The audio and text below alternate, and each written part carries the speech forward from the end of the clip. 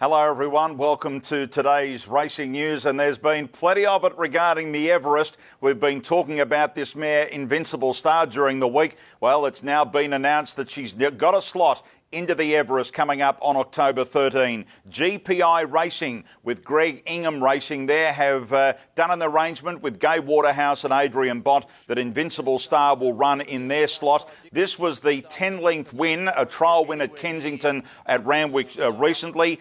She had a workout yesterday at Canterbury, and she's now going to run first up in the Concord Stakes on Saturday week, and that will give us a clear indication about how she's going, because she'll meet the defending Everest champion Red Zell in that race. James McDonald will ride Invincible Star at this stage in the Concord. No commitment there for the Everest. Well, GPI Racing, Greg Ingham, also have interests in ownership with Chautauqua, the Grey Flash, and we know that this horse is going to barrier trial, hopefully stepping out of the barriers on Saturday afternoon at 1:28. Well, GPI Racing still hopeful that this horse will get a slot from either Max Whitby or the ATC if the horse does well in these barrier trials. Now, as you can see with the latest market, Invincible Star is now a $15 chance in the Everest, getting that slot now locked away. As we look at the second page, Chautauqua is sitting there at $26. As I say, the horse has to have two really strong, impressive trials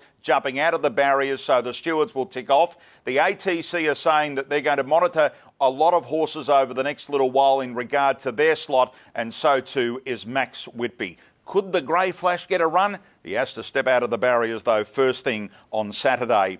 Talking of Saturday at Rose Hill, could we have a wet afternoon there? The likelihood at Rose Hill of 1 to 10 mil of rain on Saturday afternoon. It could be on the second half from 3 o'clock onwards. The track at the moment is a good 4. The San Domenico is the feature race. It will be run at this stage before the forecast rain. Performer's the favourite ahead of Plaguestone. Jonker first up. Looking forward to seeing a number of these 3-year-olds coming back to racing. That rain, though, they're saying maybe from 3 o'clock onwards on Saturday afternoon. Gary Portelli is hoping the Weather Bureau have got it wrong. He's hoping that rain arrives early to see Dio Dioro return in the San Domenico.